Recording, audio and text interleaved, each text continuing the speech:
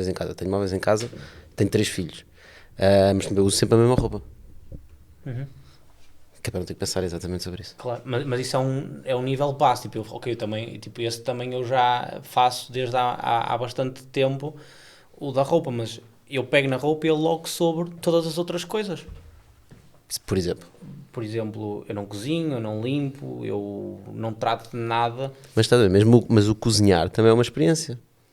Quando tu cozinhas, eu cozinho com os meus filhos, cozinho com a minha mulher, não é? Fazemos coisas, isso tudo é uma experiência. É na família. Eu não conseguia não ter tralha em casa. Tenho 3 putos, todos com menos de 10 anos. Mas também concordamos que vem por Essa tralha. etapas. Acho que sim. Se tu puxasse a tua etapa há 10 anos atrás. Sim, eu sempre fui um gajo muito simples em termos de cenas, coisas. Nunca me preocupei com coisas. Tipo carros, casa. Eu não conduzo, nem tenho carta. Pois, andas do Uber sempre. Sim, é uma perda de tempo. Depende, estás a ver? Lá está, a vida torna-se complicada. Olha, hoje vim a conduzir, eu moro no Montijo, vim a conduzir até ao Porto, cerca de 3 horas. Foi-me bem útil, meu. Foram 3 horas que eu estive ali sozinho, dos meus pensamentos, a pensar nas coisas que quer fazer, falar com o chat GPT. Podias ter ido na parte de trás de um carro a falar com o ChatGPT com mais Mas tranquilidade. eu conduzir, um gajo vai. É um zen diferente. De tu ires ao lado em que não estás a conduzir, né? Portanto estás simplesmente livre para fazer qualquer tarefa. Quando tu estás a conduzir, a tua mente está na condução, portanto estás ali a fazer um movimento de condução que te limita no tipo de coisas que tu podes fazer. Portanto não podia tirar o computador, ver o e-mail, até podia, né? Mas não convém. E portanto limitas as tarefas que tu podes fazer. Então acabo por estar mais na minha mente. Eu gosto muito de estar na minha mente. Há malta que não gosta dos seus pensamentos. Tu disseste que gostas de estar muito nos teus pensamentos. Em que é que tu pensas? Projetos, cenas. Eu gosto de tipo criar valor e fazer impacto e criar coisas diferentes. E, portanto, e todas as coisas que eu gosto de fazer de forma diferente. E portanto, quando estamos a discutir, e por isso é que eu também gosto muito de investir eu invisto em empresas em fase inicial. Portanto, nas startups chamado pré-seed, em negócios mais tradicionais, portanto eu faço tanto startups como negócios, a fase inicial, fase em que ainda não há nada, fase em que se está a pensar na estratégia, fase em que se está a pensar no produto. E gosto de fazê-lo e pensar de forma diferente. Como é que a gente faz isto de outra forma? Ainda há pouco tempo estava a falar com um sócio meu que tem uma empresa na área, por exemplo, de mídia, e tem um objetivo, quer fazer basicamente quer fazer filmes e documentários, etc. Estava a tentar perceber um bocado a indústria. Como é que funciona a indústria? Explica-me. Ele tem-me a explicar como é que funciona a indústria, isto e aquilo. Explicou-me o blueprint todo que todas as empresas de mídia fazem para chegarem a esse objetivo. Muitos têm o objetivo de fazer séries, filmes, seja o que for. E quando ele acabou de explicar o coisa todo, fiz várias perguntas, fomos, não é? E no final dissemos, ok, ótimo, então já sabemos o que é que não vamos fazer. E ele ficou tipo assim, como assim? Mas assim é como toda a gente faz. Eu, exatamente, por isso é que a gente não vai fazer assim. Então, mas vamos fazer como? Não sei. Mas não vamos fazer assim, vamos fazer diferente. Se é para fazer do mesmo, estão outras a fazer. Se houver um negócio em que, para ter sucesso nesse negócio, tens de fazer exatamente o mesmo que todos os outros fazem, eu provavelmente não me vou interessar. Tipo, não me dá pica. Estás a ver? Portanto, eu gosto muito de trabalhar na parte criativa. Criativa, mas não na parte criativa de criar arte ou música, ou seja o que for. Na parte criativa de negócio. Go to market. Estratégia. E chegas a pôr a profundidade após isso, porque eu vejo o mercado como o movimento de negócios como um T. Tens momentos em que tens que dar o pivot e momentos em que, por isso o T é feito assim. Momentos em que dás o pivot, saltas de ideia para ideia, e o momento em que dás a profundidade. E eu acredito que o petróleo só é encontrado a um nível de profundidade muitíssimo grande. E tu, como estás a dizer, é o dás o pivot em diferentes empresas em que entras numa early stage. Minha pergunta é, depois pões o T, depois pões a profundidade dentro desse business, ou fazes a alocação da pessoa certa ao sítio certo para pôr essa profundidade por ti? Eu gosto de pensar na profundidade adjacente. Ok. Ou seja, como eu trabalho com várias pessoas, várias empresas, vários negócios, várias áreas, eu sou impactado por coisas muito diferentes, de áreas muito diferentes, e depois consigo levar aprendizagem de umas áreas para outras áreas e aplicar coisas diferentes. Coisas que uma pessoa que está a ir puramente verticalmente, porque está totalmente na operação dedicada a 100%, não tem tempo, porque está focado no negócio. Eu não estou focado no negócio. Eu percebo o negócio. Sou muito curioso sobre o negócio, como é que o negócio está a correr, e tento perceber. E tento perceber isso bebendo da pessoa que está a fundo. E vou bebendo de várias pessoas que estão a fundo. E depois procuro coisas adjacentes. como é que eu posso ligar as coisas, como é que eu posso encontrar uma oportunidade num sítio que não faz sentido nenhum e, portanto, e como é que ligo coisas diferentes. Estás a ver? Essa é a minha curiosidade. Então, qual é que é Porquê que alguém haveria de aceitar pre-seed da tua parte? Tu traz o quê? Tu traz o capital? É exatamente esse valor. Obviamente terá capital, não é? É difícil de entrar nessa fase sem ser com capital. Trago valores comigo, que é uma das razões que eu faço o Bitalk, para as pessoas ouvirem o que nós falamos no Bitalk e saberem. Eu identifico-me com estes gajos e gostava de ter estes gajos como sócios, ou estes gajos são uns parvos, não quer ter nada a ver com eles. Essa é a estratégia como lead magnet para potenciais? Essa era a estratégia inicial. Boa. Porque, repara, nós como investimos em pré-seed, portanto, no mundo das startups tens a escadinha, não é? Do pré-seed, seed, series A, etc. E para cada uma das escadas existem investidores focados nessa fase. O investidor que investe em series A é um investidor financeiro que analisa basicamente números e consegue encontrar as empresas porque elas estão nas notícias, estão no mercado, têm um website. Eu invisto em pré-seed, são empresas que não existem. Elas estão literalmente na cabeça dos empreendedores que estão sentados no sofá, às vezes a ver conteúdo, a inspirarem-se, para pensarem como é que vão montar o negócio deles. Portanto, eu não consigo fazer um outbound, eu preciso de inbound. Yeah. O churn rate é altíssimo. Como é que tu consegues? Tu aí neste momento, para além de investir, é o que é 50% a ideia, 50% a pessoa, 90% a pessoa, 10% a ideia? Diria mais perto de 90% da pessoa, 10% a ideia. Ok, qual é que é o soft skill e o hard skill que tu procuras ou não procuras? É uma pergunta tradicional nesta área e é uma pergunta que não tem resposta. É specific knowledge, é feeling. Não, tipo, eu não conseguiria quantificar, já tentei fazer várias vezes, especialmente no início.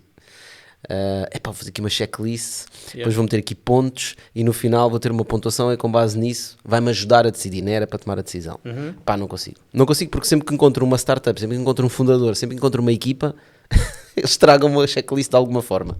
Estás a ver? Então, ignora a checklist. O que eu ganhei com maturidade foi pensar ainda menos na checklist.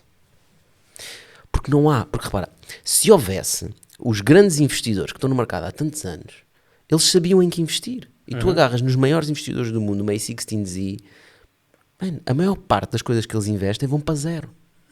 Porque criar uma empresa nesta área, especialmente no que toca a startups, negócios até é um bocadinho diferente, mas startups, tipo, bué das cenas têm que correr bem, bué das cenas. E ninguém sabe quais são essas cenas todas. Porque estamos sempre a fazer coisas inovadoras, as startups estão sempre a fazer coisas inovadoras e, portanto, todas as áreas são diferentes. Todos os momentos são diferentes. A tecnologia está em estados diferentes. Os mercados estão em estados diferentes. Então é bem difícil encontrar um padrão. E, portanto, o que tu ganhas é, vais vendo, vais fazendo, vais falando, vais falhando, vais acertando, vais falhando, vais falhando mais e vais começando a afinar o teu feeling. Mas eu aí gosto muito deste tópico, nós abrimos já por aqui, porque era o tópico que mais me interessa. Que é, por exemplo, eu quero entrar e vamos entrar em M&As, só que eu não vejo o interesse em entrar em pre-seed. Eu acho que pre-seed, para pre-seed eu começo a minha própria empresa, ou começo uma empresa e logo com um operador lá com uma ideia, mesmo um EBITDA de 500 mil, eu acho pouco, acho que estou a comprar os problemas de outra pessoa. Um operador não é a mesma coisa que um founder, não é? Ok, mas founder, ok, eu entendo isso, mas... Em termos dos incentivos que ele tem. Mas tu podes pegar num operador e fazê-lo founder e dar-lhe incentivos de resultados, equity, whatever. Então eu só estou a tentar entender da tua parte. Mas é difícil mesmo isso. Nós também fazemos isso, mas mesmo isso é difícil porque como é que é? Fazeres o inception de uma ideia é difícil. Isso funciona melhor em negócios. Em startups, que são tecnologias para mudar o mundo, cenas grandes, fazer um inception, da minha experiência, não funciona. A pessoa ou é completamente obcecada por aquele problema e quer resolver aquele problema, ou então tu dizes-lhe que há este problema e ele dizer, isso até é uma oportunidade fixe, e a seguir ele vai fazer, mais tarde ou mais cedo vai, tipo, quebrar. Não vai ter o what it takes para ir o extra mile. E, portanto, não vai conseguir criar uma startup. Mas nos negócios eu concordaria contigo. E porquê que tu vês tanto...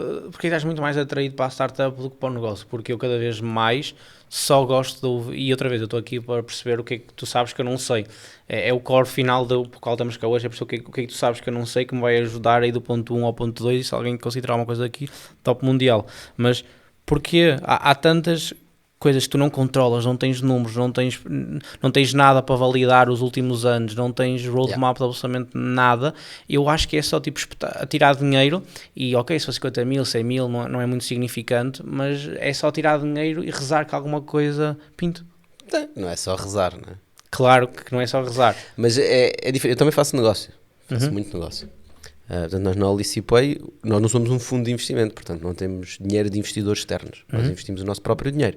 E o dinheiro que nós geramos através de negócio que temos, que tem hábitos positivos e distribuem dividendos. Portanto, nós continuamos a fazer negócio e, portanto, fazemos muito negócio também. As startups é um jogo diferente. É um jogo. É um jogo com as suas regras, que é preciso saber jogar as regras. É um jogo que tem as tais escadinhas, da série A, B, C, D, etc. Mas também ambições muito maiores. Claro. Tem riscos completamente diferentes, mas também tem oportunidades diferentes. Né? Estamos a falar há pouco de chegar a uma empresa ou chegar a um B.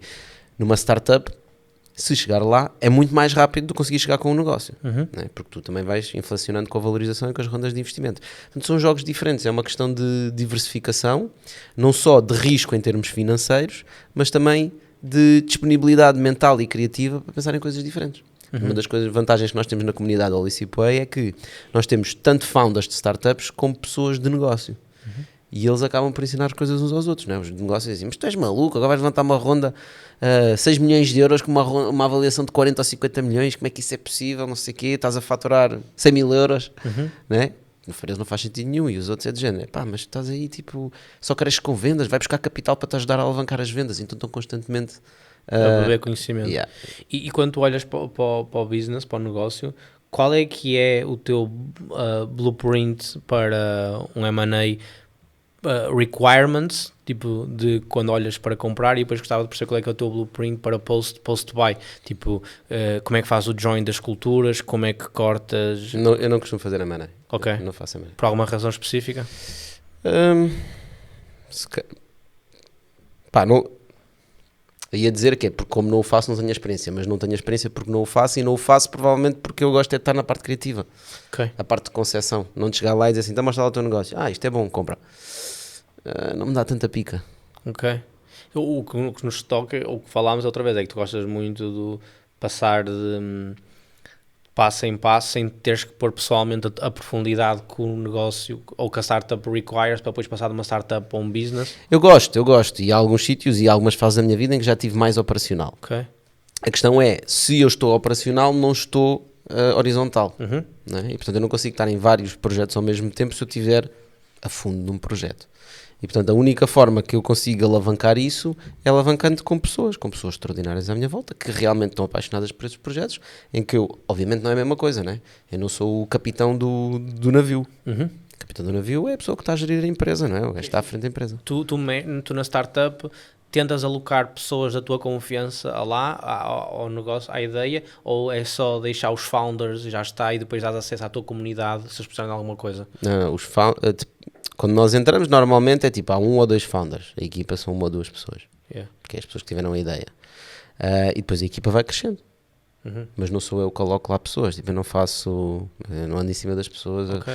Se eu confio na pessoa para investir, eu tenho que confiar na pessoa para a deixar sozinha. Né? Não estou à procura de andar a fazer de controlador. O que é que seria um investimento com sucesso? Um investimento com sucesso numa startup? Numa startup, exatamente. Qual é que é o exit que tu dizias isto é um sucesso? Nós temos uma vantagem pelo facto de não sermos um fundo de investimento. Os economics de um fundo de investimento implicam que o fundo precisa ter um exit, porque em 10 anos tem que liquidar o fundo, 10, 12, seja o que for. Às vezes founders perguntam assim, mas qual é que é a tua exit strategy? E a minha resposta é sempre a mesma, eu não tenho uma exit strategy. E ele, mas tipo, ao fim de 10 anos, vender, não sei, eu posso ficar 100 anos na empresa. É-me indiferente. Portanto, eu vou avaliar consoante a situação. Pode acontecer o caso de vender numa secondary, pode acontecer o caso da empresa ser comprada, já me aconteceu, já me aconteceram todos eles. Pode acontecer o caso da empresa fechar ou a empresa estar numa situação que não é possível continuar com aquela direção e pensar-se numa direção diferente. São bué da casos. A beleza dos negócios é essa, e todas as empresas são uma empresa, todas são diferentes. Só que eu não consigo fazer tipo olha, estas são as minhas regras. Okay. É bem difícil, eu não consigo fazer isso. Já me diste o teu ROI direto não estou a dizer de conhecimento, direto de euros que entraram e euros que saíram?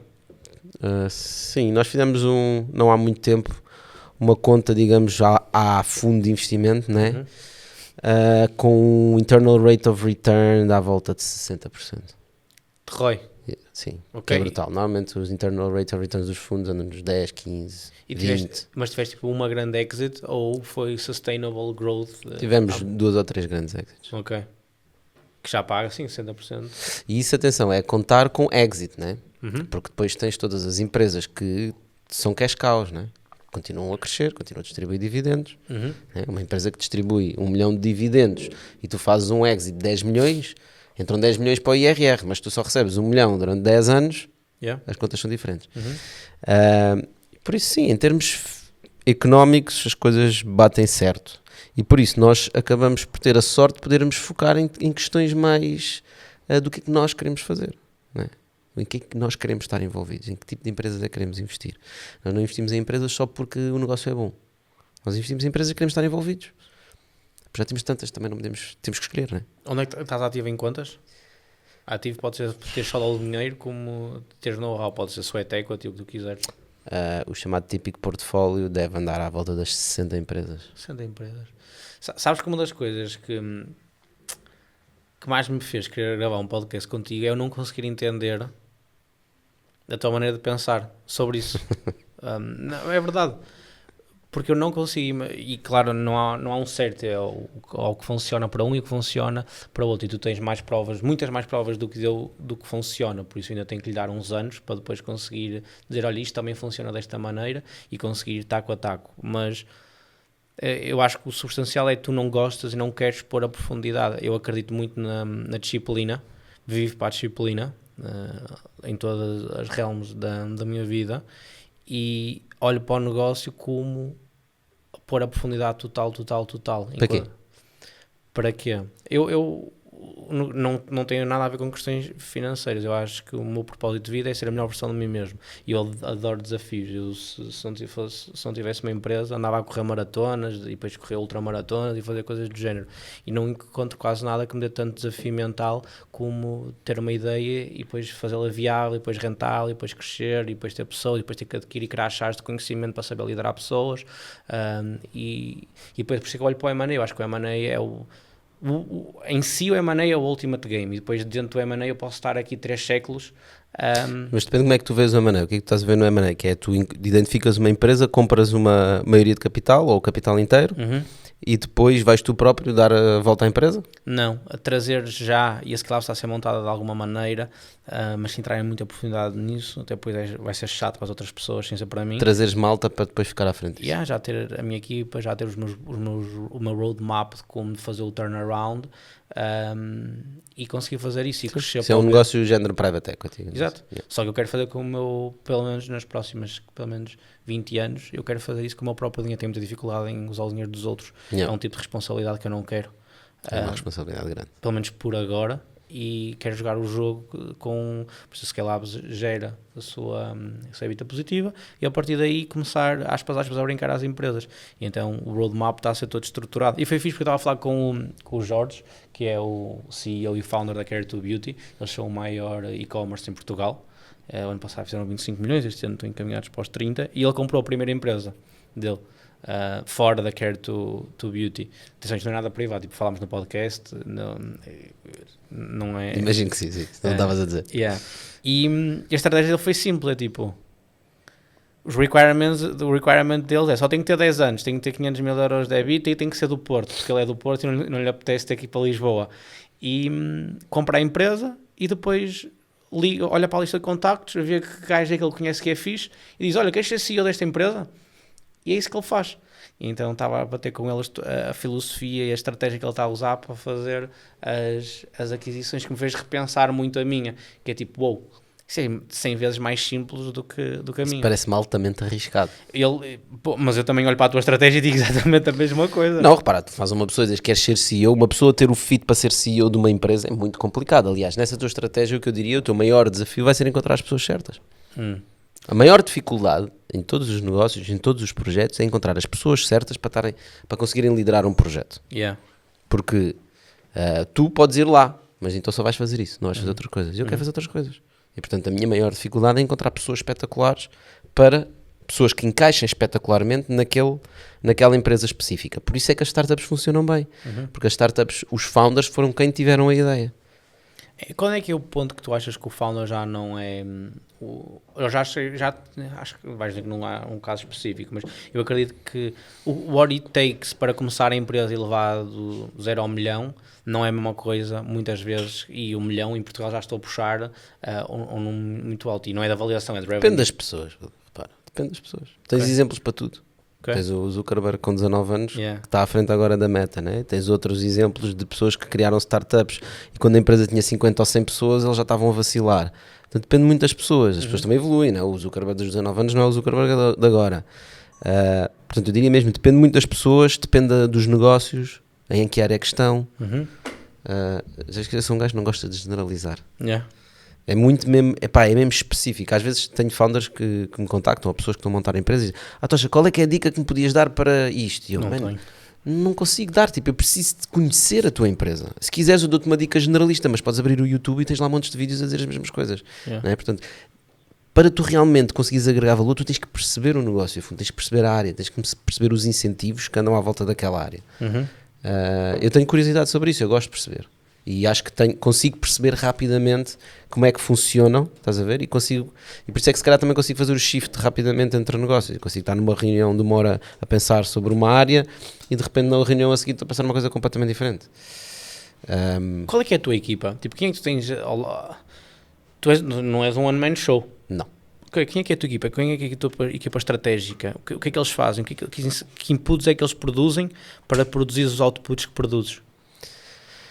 A equipa é complexa, mas a equipa holística, eu diria que somos à volta de menos de 10 pessoas, talvez. Menos de 10 pessoas para 60 empresas? Sim. Sendo que algumas destas pessoas até estão envolvidas em 2 ou 3 ou 4 projetos. Sim, para aí 10 pessoas. Temos pessoas financeiras, legal. Preciso muito legal nesta área. E quando tu compras a empresa, tu trazes essa elite squad para dentro da empresa que adquiriste? Eu não as compro, né? Sim, faz investimento. Quando investes, não. Quando investes em startups, não. Quando investes em negócios, sim. Numa fase inicial. Portanto, a ideia da estrutura é do género. Temos aqui uma elite squad, como tu chamas, uma equipa de players, que dá o kick inicial. Mas nós não damos kick inicial em nenhuma empresa se nós não conseguirmos ter logo uma visibilidade de quem é que vai receber o testemunho a seguir. Perdeste o testemunho dentro... Para depois gerir a empresa. Ok, boa. Porque não vai ser essa squad. E portanto, se essa pessoa já não estiver presente, esse kick inicial não serve para nada. Porque tu vais dar um kick e não está lá ninguém a ver, depois aparece um gajo, cai de paraquedas e é como se não tivesses feito nada. E portanto, esse empurrão inicial do negócio tem que ser dado com uma equipa interna, uma elite squad, A-players, pessoas que são muito polivalentes, conseguem tanto trabalhar em operações, como em vendas, como em marketing, como em social media, seja o que for. E que depois de darem o kick e conseguirem passar, digamos, o testemunho, essas pessoas depois conseguem ir e levar o barco para a frente. Às vezes há empresas que começam a ter algum problema e a gente faz o caminho inverso, puxamos para dentro, damos a ajuda e mandamos para fora outra vez. E quando é que foi a primeira vez, há quantos anos é que compraste ou investiste na primeira startup? Sei, pá, há 15 anos. O que é que tu não sabias há 15 anos que sabes hoje que te iria sobre aquisições, sobre investimento, as top ou 1 ou 2 ou 3 skills que tu adquiriste que hoje te ajuda a ter uma probabilidade de sucesso muitíssimo superior do que tinhas há 15 anos atrás? Eu acho que a mais importante é aquele que nós estávamos a falar há pouco, que é deixei de ser tão metódico. Tão metódico? Exatamente o contrário do que tu querias ouvir. Eu não queria ouvir nada, mas ao contrário de mim, pelo menos. Quer dizer, no início, grandes teorias, lógicas, estudar o mercado, etc. E hoje em dia é mais numa ótica de feeling. Eu acho que isso também se ganha porque eu ganho a experiência, né? Se eu tentasse fazer aquilo que eu faço hoje, há 10 ou 15 anos atrás, ia ser uma desgraça. Porque não tinha experiência nenhuma para o fazer, né? E portanto o caminho todo que eu passei foi essencial para eu conseguir chegar aqui. Né? Mas eu acho que essa é talvez as coisas mais importantes.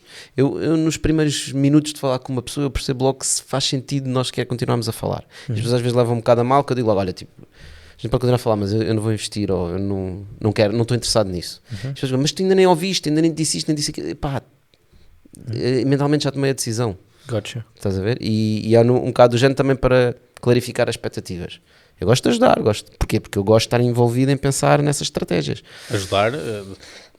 Mandar umas bocas, como se costuma dizer, não é? Mesmo que não investas na empresa, metes o tempo, ajudas. Sim. O que é os principais erros que tu vês? Qual é que é a métrica para deixar de ser startup e começar a ser empresa? Scale up. Sim. Não sei se é uma métrica oficial, mas diria a partir de uma série B, C. Ok. E qual é que é o principal erro que tu vês? Porque eu como empresa, nós, como a Scale House, como empresa de consultoria de vendas, nós entramos no coração das empresas. Eu tenho clientes que eu pagaria para estar a trabalhar lá, pois é fixe. Tipo, eu bebo muito conhecimento, depois ainda me pagam para estar lá. É a melhor coisa do mundo. Double win. É totalmente um double win. E eu vejo sempre porque é que não funciona, e depois isso ajuda muito nas outras empresas que nós trabalhamos. Já tentou montar o meu blueprint baseado em, nós já trabalhamos com quase 200 empresas, mesmo eu antes da Scale Labs, e o que eu vejo sempre é resistência à mudança. É um mindset. Que tu podes ter a melhor ideia do mundo, mas se tu não estiveres aberto à mudança, se tu não tiveres a convicção que tu consegues lá chegar, tu vais morrer pela praia. Gostei que essa frase do consegues lá chegar tem muito que se lhe diga, que é, há muita gente que acha que consegue lá chegar fazendo sempre a mesma coisa. E quando tu estás a dizer consegue lá chegar, não estás a dizer isso. Estás a dizer consegue lá chegar, consegue perceber o que o mercado está a dizer, consegue iterar, consegue mudar de direção. Isso é que é conseguir lá chegar. Mas há muitas pessoas que acham que conseguir lá chegar é água mole em pedra dura, né? Água mole em pedra dura, tanto bate até que fura. Mas nos negócios não é bem assim. Aliás, o negócio, e eu posso falar em números em que eu vivi, a Scale Up nós vamos ultrapassar os 2 milhões de faturação. A empresa que era quando faturávamos 30 mil euros mês e agora que faturamos à volta de 200 mil euros mês, são empresas completamente diferentes, com níveis de sofisticação, de requirements completamente diferentes, são empresas diferentes. E eu quando digo que vamos chegar ao B, e eu sei que vamos chegar ao B tão certo como a mão que está aqui à minha frente, eu sei que me vou redescobrir o suficiente com a minha equipa para lá chegarmos. Não é que eu tenha o blueprint para lá chegar, senão já lá tinha chegado, mas é acreditar que vou-me adaptar o suficiente a tudo aquilo que me for aparecendo para lá chegar. E esse, puxando atrás, é a grande dor que eu vejo em muitos dos clientes, é a falta de acreditar em si próprios. Eu acho que as pessoas, especialmente na fase das startups, enganam-se facilmente a elas próprias. Boa, ok. Ou seja, há uma frase que me gosto muito de dizer que é: não, Tocha, mas eu acredito mesmo nesta ideia, isto vai ter sucesso. eu respondo sempre a mesma frase, que é: olha, nunca conheci um empreendedor que não me tivesse dito isso. Imagina um gajo dizer assim: olha, Tocha, investe na minha empresa, mas isto não vai funcionar. Ninguém diz isso, toda a gente acredita. Só que acreditam de forma cega. E há um conceito nas startups que são, eu não sei, tem um nome, eu não me lembro agora do nome, mas eu chamo-lhe as ideias recorrentes. Nós falamos internamente que é as ideias óbvias, que é um marketplace para isto, não sei o quê para aquilo, que aparecem recorrentemente a cada 2, 3, 4, 5, 6 meses, aparece um empreendedor novo com aquela ideia. Né? E eu para esses empreendedores digo sempre a mesma coisa. Estás a dizer com a mesma ideia? É a mesma ideia. Yeah. Ou seja, normalmente anda à volta de marketplaces. Porque o marketplace é a solução simples para qualquer problema. Ok. Né? Que é a solução, que é o quê? Que é juntar os que estão à procura de comprar com os que querem vender. Então como é que a gente resolve este problema? Fazemos um marketplace. Pois, mas fazer um marketplace é bué difícil. Né? E todas as áreas, diferentes verticais, têm desafios completamente diferentes para montar um marketplace por causa dos incentivos que funcionam nessa indústria. Todas as indústrias têm incentivos. Né? Sei lá, a indústria dos móveis, por exemplo. Existem uma série de incentivos entre as fábricas, quem compra a madeira, como é que é produzida, onde é que é vendida, quem é que são o tipo de clientes que compram. Esse tipo de dinâmicas do mercado são dinâmicas específicas desse mercado. Se tu a seguir fores para o azulejo, as dinâmicas do mercado do azulejo vão ser diferentes. E normalmente as pessoas que estão à procura de criar um marketplace para os móveis não têm o conhecimento específico do mercado, ou seja, não conhecem as dinâmicas reais do mercado. Então criam um modelo mental e um modelo de negócio que no papel parece funcionar muito bem. Mas quando entra alguém que percebe as dinâmicas do mercado diz assim: man, isto nunca vai acontecer, porque estes gajos nunca te vão pôr aqui os produtos, porque eles compram ali e já têm isto e já têm aquilo, e portanto isso não vai funcionar. Não, mas eu vou lá chegar, água mole em pedra dura, e depois não chegam lá, né? Esse é um erro muito recorrente. E depois não falar com pessoas que tentaram no passado, especialmente as ideias óbvias. Sabes que eu compro muitas horas de pessoas. Eu não gosto de pedir favores a ninguém, então eu gosto muito de comprar horas, que é eu tenho esta ideia e acho que isto vai funcionar. Quem é que já tentou que eu lhe possa pagar para me explicar durante 1, 2, 3, 4 horas o que é que funcionou, o que é que não funcionou? Porque depois isso bate e gostava de ouvir o teu, que é, eu estou sempre à procura do meu 20-80. Sempre. Highest leverage, highest leverage, highest leverage. E no core do core é tipo, em vez de eu passar um ano a tentar esta ideia, se eu puder simplesmente pagar a 3 pessoas que já tentaram e perceber qual é que foi os desafios e conseguir poupar meio ano ou 3 meses, e se eu achar que o meu hourly vale Y, Sim, isso é muito mais barato. sai muitíssimo mais barato. Mas raras são as pessoas que eu vejo a fazerem isso. Eu acho que depois também tem uma inocência da startup que é, ele não conseguiu, mas eu consigo. Sim. Isso é porque mas eu consigo. E eu já passei por essa inocência. Mas hoje, para além de acreditar em mim, eu acredito em mim porque tenho provas. E tudo no final do dia são provas. Tu podes dizer, eu sou capaz de levar esta empresa a 1 bilhão, mas se não tiveres provas de absolutamente nada, é muito difícil a pessoa à tua frente querer acreditar nisso. E os empreendedores que eu vejo falam muito, early stages, sobretudo, que eu já fui, ainda sou, mas ainda mais early stage, eu acredito, não tenho provas que sou capaz de o fazer. Então eu gostava Mas de que é preciso provas? Eu acho, sobretudo, quando vais pedir investimento, ou se alguém vier bater à porta a pedir investimento completamente contrário de ti, eu diria assim, quais é que são as tuas provas, tipo, que provas é que tu tens que tu és capaz de fazer aquilo que tu dizes que és capaz de fazer. E eu aí olho muito para a disciplina. Por exemplo, eu sei que vou atingir o que digo que vou atingir, porque eu sempre que digo que vou fazer alguma coisa na minha vida, eu faço. Se eu digo que amanhã vou correr uma maratona, eu corro uma maratona, independentemente de estiver a chover, independente do que seja. E já fiz isso múltiplas vezes. E a self-belief depois leva-me para os negócios, que é, eu tudo que disse que vou fazer, eu vou fazer. E não há desculpas. Então se alguém me vem pedir, sobretudo early stages, eu gosto sempre de olhar para as provas. Coisa que tu não olhas, tu olhas só para... Eu olho para as provas, mas não dessa forma metódica. Ok. Eu procuro conhecer a pessoa. Portanto, perceber a pessoa. Olha, posso dar um exemplo. Ainda hoje de manhã fui visitar a fábrica da Tecma Foods, que é uma empresa que produz insetos aqui no Porto. E produz o quê? Produz insetos para consumo humano. Ok. Produzem Tenebrio molinor, que é um tipo de escaravelho que depois faz uma larva, que é insetos para depois incorporar. É uma farinha de inseto que depois é incorporada na alimentação. Quais são os benefícios? É alta em proteína, tem uma data de nutrientes, aminoácidos específicos, é muito fácil de produzir. E o mercado está aberto, é isso? O mercado português? Está-se a começar a abrir. Portanto, nós, na Tecma Foods, foi a primeira fábrica com licença na Península Ibérica. Agora já existem mais algumas coisas na Europa. Começam a aparecer players na Europa também a criar diferentes tipos de produtos, seja massas, barras, uma data de coisas. Portanto, tu podes incorporar aquela proteína em qualquer coisa. Portanto, é uma farinha, digamos assim, né? Portanto, vais fazer um pão, em vez de pôr só farinha de trigo, pões um bocadinho de farinha de inseto também, e aquele pão tolerância altamente proteico. Antes de contar essa história, podemos falar um bocadinho sobre essa empresa? Claro. Eu acho isso muito interessante. Por exemplo, foi negócio ou foi startup? Aí foi um mix. Eu conheci o Vasco num pitch de startups. Ok. Mas quando nós lhe fizemos a proposta de investimento, foi numa ótica de isto pode ser uma startup ou pode ser um negócio. Ok. Qual é que era a faturação no momento em que tu te juntaste, ou a dimensão da empresa? Zero. Ideia. Sim, ideia. Mas porque é que eu te ia contar essa história? Podemos falar também um bocadinho sobre a empresa, porque é interessante. Que é, o founder é o Vasco, e depois tem lá mais o Afonso, tem mais algumas pessoas, mas o Vasco era quem estava a pitchar. E se tu percebes um bocadinho da história dele e de como é que ele chegou aos insetos, tu percebes, e falando com ele, tu percebes porque é que ele tem, digamos, o perfil para se tornar um bom founder, porque ele é completamente apaixonado por aquilo. E foi isso que eu vi no pitch. Portanto, eu quando vi o pitch dele, a empresa que nós acabámos de investir não era a empresa que ele estava a pitchar, ou seja, pelo menos não com aquela estratégia, não daquela forma, não com aquela estratégia a médio prazo. Tu compraste a paixão dele. Claramente. Yeah. E portanto ele começou a trabalhar com insetos porque ele gostava de animais exóticos e precisava de alimentar os animais exóticos e começou a explorar os insetos. Né? E agora tem fábrica, produzem toneladas de insetos, e já tem vários investidores na CapTable, acabou por se tornar, na verdade, uma startup. Mas claramente foi pelo founder, foi pela paixão dele. E depois, quando o conheci, todas as outras pessoas estavam envolvidas com ele, também trabalha com o irmão. Portanto, Se eu tivesse a fazer uma checklist ali, não sei se conseguia fazer. Mas só de falar com as pessoas, pá, nós O sentimos. feeling que tu disseste.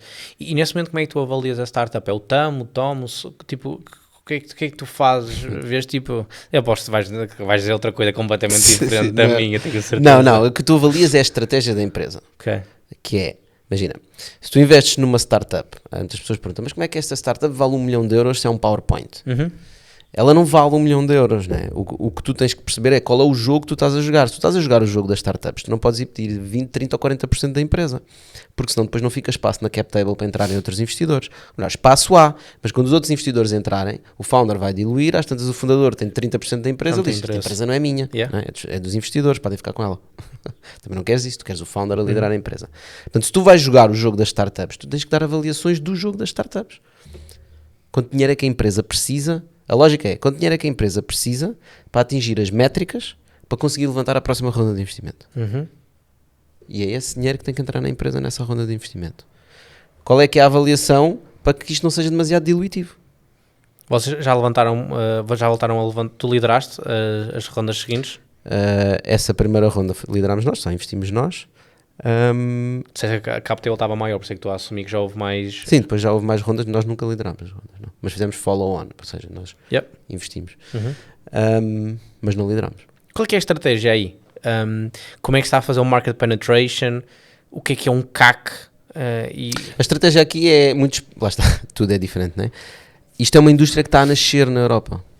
Não há muitos players. Os maiores players que produzem produtos alimentares estão agora a fazer testes, a experimentar a proteína de inseto, né? A farinha de inseto. Existem já alguns players que são os early adopters, que são empresas que são mais, digamos, começam logo nessa área. Ou seja, por exemplo, tens empresas em Portugal, uma empresa em Portugal que, eles agora mudaram o nome, chamava-se Portugal Bugs, que fazem umas barras de farinha de inseto, portanto com alta proteína, porque é baseado com farinha de inseto, e vendem nas grandes superfícies. A estratégia que nós sempre tivemos na Tecma Foods foi, isto vem aí, ou seja, novas proteínas, novos alimentos, claramente o inseto tem montes de vantagens, e portanto isto vai aparecer, então nós temos que nos posicionar no mercado onde? E nós quisemos nos posicionar como um fornecedor, portanto nunca fazer produto final. Portanto, então se vamos ser um fornecedor, quem é que é o maior fornecedor do mundo? É a China, de longe. Em que é que nós nos diferenciamos na China? Europa, qualidade. Então vamos focar num produto de qualidade. Neste momento a farinha de inseto da Tecma Foods é provavelmente a melhor qualidade do mundo de farinha de inseto de Tenebrio Molinor que existe. Mas porquê que vocês não fazem o produto final e vendem... Qual é que foi as contas ou a estratégia que te fizeram acreditar que é melhor ser o fornecedor do que ir direct to consumer com o próprio produto? A febre do ouro vende picaretas. Boa, eu percebi isso a 1000% que queres dizer. O risco é muito mais alto quando vais em B2C, especialmente num produto novo, em que é com insetos, não é? E portanto, tu estares a lançar um produto de consumo no mercado é um risco muito alto e tem um custo alto para a empresa, especialmente distribuição. Se estás seguro que vão aparecer esses produtos, o maior problema que eles vão ter é ter farinha de qualidade. E qual é que era o grande desafio nesta área? É que ninguém produz inseto. E, portanto, tu não consegues ir à China ou à Alemanha e comprar uma máquina para te automatizar a fábrica, porque elas não existem. Nós literalmente andamos a comprar máquinas de outras indústrias e a fazer adaptações para esta indústria que é completamente diferente. E, portanto, existe muito R&D, existe muito know-how, existe muito secret sauce, existe mais a estratégia lógica Coca-Cola, em que há um secret sauce de como é que nós produzimos os insetos e porque conseguimos produzir tanto e com aquela qualidade. E isso não é patenteável nem nada, é simplesmente os nossos processos que são segredos do negócio. E nesse caso, como é que... Sim, vocês podem adaptar isso nos próximos anos, é tipo, em vez de vocês correrem o risco, é ver como é que as outras empresas vão direct to consumer, o que é que está bem, se é bem feito, está a ser mal feito, ganhar know-how e capital no entretanto, e depois decidirem a meio, estou eu aqui. É possível. Se eu tivesse que arriscar, eu diria agora que nós nunca vamos fazer isso. Ok, fixe. É possível, não é? Portanto, tudo acontece, mas é possível. Nesta fase não é claramente o nosso objetivo. O objetivo é que o mercado cresça. O objetivo é apoiar as empresas que estão a fazer esses produtos de consumo, que elas também cresçam. E, portanto, se tivermos know-how, até queremos partilhar com eles, para que eles tenham mais sucesso, porque também se eles tiverem mais sucesso vão-nos comprar mais produto. Claro. E nós queremos é consolidar o mercado. Portanto, lançámos uma associação de produção de insetos em Portugal, em que existem mais produtores de insetos em Portugal. Portanto, ajudar, no fundo, a indústria a crescer. Portanto, e quando a maré sobe, todos os barcos sobem, né? Yeah. Neste momento é essa a estratégia. Daqui a 5, 10, 15, 20, 30 anos logo se vê. Esse é qual é que é se tivesses que dar o pinpoint no business mais exciting para ti, eu nem estou a dizer com métricas, tipo, mais exciting tu estás envolvido e porquê? Isso é como dizeres qual é que é o meu filho preferido. Ok, eu não tenho, mas eu tenho três, filhos, eu tenho três. E não consegues escolher? Não dá para escolher. Ok. Não dá para escolher. São todos diferentes. Então, mas fala-me de um que gostes bastante. Há algumas coisas que nós estamos a fazer, por exemplo, mais internamente. Portanto, eu estou a construir uma empresa que se chama Camille Dog, estamos a fazer uma AI para gerir e operar empresas, com inteligência artificial. Eu vi Porquê é isso que eu gosto website. disso? Porque o meu objetivo sempre foi, e porquê é que também tenho tantas pessoas envolvidas e gosto de investir nas pessoas? Porque eu gosto de criar riqueza através de equity, né? Portanto, a famosa frase do nunca ninguém ficou rico com salário, pá, para mim, isso é um dos valores que eu sigo. E para isso, eu quero que mais pessoas tenham equity, para mais pessoas terem equity, mais pessoas têm que criar empresas. Criar empresas é difícil. As pessoas têm uma ideia, mas depois, quando entram na burocracia da criação de uma empresa, pá, perdem demasiado tempo e desfocam-se daquilo que realmente interessa, quer fazer vendas, quer fazer o produto, quer fazer o serviço, quer crescer. Portanto, nós queremos desenvolver uma tecnologia para as pessoas se esquecerem disso, literalmente. Portanto, vai na mesma onda de todas as coisas que eu faço, inclusive a de investimento. Daí eu ter a frase no LinkedIn, ajudar humanos a construir e fund em português, dar dinheiro, basicamente. Yeah. E aí, porquê que tu achas que o pessoal falha, sobretudo porque não tem o know-how quando bate nas burocracias? Eu nem acho que seja as burocracias, eu acho que nós não sabemos o nosso 20-80. Só há duas maneiras de crescer um negócio, na horizontal ou na vertical. Tens mais clientes, aumentas o LTV. It is what it is, ok? Pois podes injetar dinheiro, mas para crescer, straight on, 99% dos casos, mais capital, por isso... ou metes a aumentar o LTV, ou aumentas o LTV, ou adquires mais clientes. Se fores ao route, é tipo, escolhes ok, mais clientes. Que metodologias de prospecção ativa é que tu vais usar para adquirir mais clientes? Ok, escolhe uma, e depois mete volume, e depois quando já não houver ROI direito sobre essa, passa para uma segunda. Foi assim que nós começámos a scalar. Foi cold call, nós fechámos primeiro para aí 300 mil euros, tínhamos um website todo ranhoso, e só fazíamos era cold calls, todos os dias eu e a minha equipa, com muito orgulho ainda temos grande parte dessa equipa, hoje em dia na empresa, mais 2 anos depois, é tipo só cold call. Então eu acho que o que nós esquecemos é que sem vendas não vais lá, tipo... As vendas é o mais importante, e essa cena que estás a dizer é importante porque muitas vezes os founders e as pessoas que estão a criar empresas estão sempre à procura do hack do mercado. Boa. E às vezes o hack mais simples é tipo, insiste. Fazer o básico. Quantas portas bateste? Exatamente. Né? Bateste a quantas portas? Telefonaste a quantas pessoas? Não, mas o nosso produto as pessoas têm que ver. Então, Fónix, agarra no produto e vai para a rua. Mas isso não consigo chegar a 1000 clientes. Mas tu, quantos clientes tens? 0. Então, só precisas dos primeiros 10. Fazer o unscalable, durante muito tempo eu sempre tive ok com isso. Por exemplo, eu sento-me com toda a gente na minha equipa todos os meses. E no outro dia o HR disse, mas isso, quando fomos 1000, sim, antes de sermos 1000, eu vou ter muitos outros problemas para resolver antes de chegar ao ponto de agora somos 1000. E mesmo assim, se o Elon Musk fez isso e sentou-se com toda a gente 18 horas seguidas, 5 minutos com todas as pessoas, eu também acho que vou conseguir. Então, set the standards high. Sabes que eu gostava de ir buscar tipo aos teus early stages, o que é que mais te marcou, e também dizer-te, porque eu estou a debater contigo e estou a pensar em muitas coisas ao mesmo tempo, e estou-me a pensar na persistência e na resiliência e no otimismo, que é o PRO, que é uma chave ou é uma sigla, por acaso foi a minha mãe que me ensinou. Persistência, resiliência e otimismo. Okay. E eu acho que se formos prós, conseguimos fazer muita coisa nesta vida. E eu estava a puxar tipo, back aos meus early days, quando foi para um dos meus primeiros negócios, e eu tinha um produto para vender para cães e não fazia a mínima ideia como é que ia vender. Então comecei a fazer tipo, o básico. Eu pensei que o produto custa 200 euros. Quem é que tem 200 euros para este produto? Pessoas com dinheiro. Onde é que estão pessoas com dinheiro no Porto? E com cães? Na Foz. Ok, como é que eu vou fazer isto? Onde é que eles estão com os cães? Parque da cidade.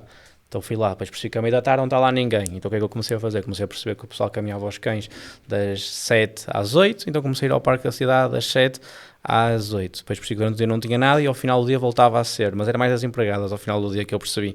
Mas comecei a ir de manhã, depois comecei a ir à noite. E depois pensei, olha, ok, e agora como é que eu vou abordar as pessoas? E eu estava a dar flyers. E depois vi os flyers todos no lixo e percebi, ninguém gosta de sentir mais um. As pessoas gostam de sentir moment of truth, que é o momento em que é especial. Então o que é que eu fiz? Comecei a esconder os flyers, em vez de abordar 40 pessoas numa hora, abordava tipo 10, tinha conversas de 10, 15 minutos sobre o cão, fingia aspas, interesse no cão e depois dizia, olha, por acaso sabes que, olha, até tenho aqui um flyer, é a minha empresa, nós resolvemos esse problema. E comecei a fazer abordagens mais one-on-one. E depois percebi que tinha um gap entre de manhã e o fim do dia e o que é que eu ia fazer? Então assim, ok, estou a vender direct to consumer, bora vender B2B também.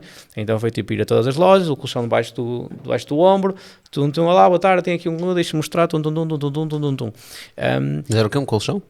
Colchões Um ortopédicos. colchão para cães? Colchões ortopédicos para cães. Ok. Yeah. E esse foi tipo o meu. Depois tive ainda mais early stages, mas isso foi um dos que é tipo, ok, eu tenho um produto, e agora, man? E o que é que eu faço? Não tenho dinheiro para não sei, o que é que eu vou fazer? Vou para a rua, vou bater porta a porta e fiz isso. Isso foi das coisas que mais resiliência me ensinou na altura, porque depois eu também aprendi que enquanto caminhava na Foz, todas as casas que tivessem cães eu também ia tocar e fazer o meu pitch à empregada pela campainha. E o know-how que eu tive que adquirir, tipo de bater 1000 portas até que alguém me dissesse, sim, podes entrar e vender e dar 1000 flyers, depois eu levo essa resiliência para outras áreas da minha vida e é tipo, acho que foi assim que eu comecei a aprender que mete volume e só, puxando ao T, só com essa profundidade é que tu encontras o petróleo. E gostava de puxar para ti, eu não vou dizer tipo, qual é que foi a experiência, porque a vida é feita de tijolos e cada tijolo é conhecimento e os conhecimentos são adquiridos em muitas etapas da vida, mas eu gostava, se tu tens algum momento dos teus early stages que mais te marcou ou que tu consigas lembrar hoje que dá o shape do seres o empreendedor que és. Acho que é, quando eu saí da universidade eu fui trabalhar para uma empresa. Okay. E quando fui trabalhar para essa empresa, uma das minhas condições era ter equity na empresa. Desde day one, disseste Sim. logo? Sim. Já tinhas a maturidade depois da faculdade para saber negociar isso e a audácia? Eu já trabalhava há muito tempo, né? Durante a faculdade trabalhei sempre e já tinha trabalhado com essa empresa e com o cofundador dessa empresa tinha feito um projeto para ele tinha gostado do meu trabalho e na altura fez-me uma proposta, não, pá, agora acabas a universidade, vem trabalhar para aqui. E eu disse, pá, só vou trabalhar por equity. E eu não me lembro bem, agora olhando para trás, o quão sério eu era sobre isso. Eu acho que eu estava bastante convencido disso, até porque tinha outras ideias de fazer a minha própria empresa. E essa pessoa aceitou. E eu entrei na empresa e depois estive dedicado a essa empresa durante bastante tempo e acabei por ir ver para a China por causa dessa empresa. Quantos anos? Ainda hoje na China tive 2 anos. E quantos anos é que tiveste investido nessa empresa depois no teu primeiro trabalho, por curiosidade? Pá, uns 5 ou 6 anos. Ok. Não sei ao certo. E estavas ok em... Desculpa, continua. Não, diz. Porque... Mas pronto, o que eu tinha a dizer, para acabar rápido, e acho que isso para mim foi o mais importante, e perceber a importância do equity. Porque a partir do momento em que eu recebi aquela equity, eu pensei, eu já tenho equity. Né? Mas a partir desse momento, qualquer problema que havia na empresa, eu lembrava, espera aí, mas eu sou dono desta empresa também. Estás a ver? E portanto eu vesti a camisola de uma forma tão diferente que eu não tinha noção, quando eu fiz o pedido no início, do que é que isso ia significar para a minha vida no futuro. E eu acho que é por isso que eu estou sempre a falar da equity. Tipo, eu dei tudo naquela empresa. Literalmente, eu fui viver para a China com uma criança com 1 ano e pouco. E portanto, acho que esse tentando ir mais early days possível, esse cara foi um momento importante. E é por isso que eu hoje em dia continuo sempre a falar equity. Essa empresa ainda existe hoje. E já implementei um modelo novo na empresa, exatamente nessa direção. Porque depois com o tempo e com a maturidade percebi, para alinhar incentivos numa empresa não é só necessário ir através da equity. A equity tem alguns problemas para algumas pessoas, nomeadamente que é, tu recebes dinheiro no final do ano e as pessoas precisam de dinheiro mensalmente. Né? E isso é se houver divisão... se houver dividendos. Que não é obrigatório se houver equity. Certo. Atenção. Que não é obrigatório se houver equity, mas as pessoas precisam de dinheiro para viver mensalmente. Esta empresa, por acaso, tem lucro. E, portanto, como é que eu consigo alinhar os incentivos numa lógica de equity, mas não dando equity diretamente, porque a equity é outra coisa. Podes dar rev share? Sim, neste caso é um género de revenue share. com os incentivos alinhados, ou seja, a empresa está a correr bem, a empresa está a ir na direção que a empresa quer ir, então as pessoas todas que estão a trabalhar na empresa ganham mais com isso. E tem funcionado bem. E protege muito mais também a pessoa que... Eu acho que o equity, e ainda bem que bateste nisso, até porque eu ando a debater isso com o advogado, com o meu sócio, sobre como é que olhamos para os próximos 10 anos e como é que queremos que isso seja englobado dentro do negócio. Equity é muito para o ego. Tipo, o rev share é muito mais, é uma cenoura muito mais perto da cara do que equity. Equity serve se a empresa for vendida, e se for vendida por um SAM que realmente seja interessante ter, tipo, e o exposure legal que tu tens por ter equity, só quem tem é que sabe o que é que isso significa. E quando tu tens tipo 1% ou 2% da empresa e tu não controlas absolutamente nada com 1% ou 2%, então tu tens que acreditar a 1000% na pessoa que controla. Mas se há uma coisa correr mal, o teu nome está lá. Tu estás associado a isso. Eu acho que a equity é um legacy da Revolução Industrial e do início do nosso sistema capitalista, que eu acho que com o tempo vai perder importância. Ou seja, nós não vamos trabalhar por equity. A equity funciona porquê? Ou melhor, porquê que a equity nasceu? A equity nasceu por causa da famosa guerra de Karl Marx entre os operários e os patrões, não é? Portanto, tu és o dono da empresa, és o dono dos meios de produção, tu estás a produzir um produto. Quando produzes esse produto, vendes o produto. O produto tem um preço que o cliente paga.